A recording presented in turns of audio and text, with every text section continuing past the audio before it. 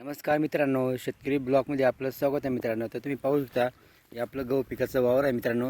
तर पाहू शकता तुम्ही आपण वखर झोपलेला आहे. पाहू शकता तुम्ही बैल वखर झोपलेला आहे आणि वखर झोपल्यानंतर जे आपले गहू आपण काढलेलं आहे ते गहूच्या दशा अशा पद्धतीने निघायला पाहिजे, म्हणून आपण या पद्धतीने असं वखर झोपलेलं आहे मित्रांनो. पाहू शकता तुम्ही लोखंडी वखर आहे. आपले बैल पण झोपलेला आहे आणि पाहू शकता तुम्ही एक बैल थकलेला आहे, त्याचा तो बसलेला आहे. तर त्यालाही बिचारायला आराम थोडंसं करू द्यायचं आहे आपल्याला.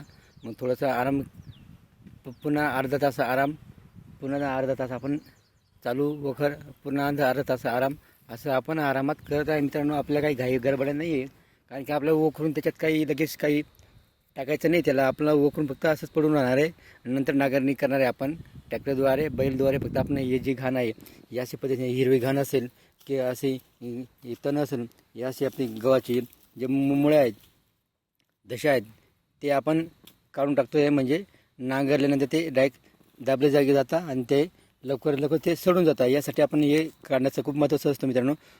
म्हणून आपण वखर झोपलेलं आहे आणि एवढं वखर नाही सकाळपासून आपण आरामात करत आहे मित्रांनो. आपलं दुसरं काम तर सध्या आहे नाही, फक्त आपण वखरणी करत आहे.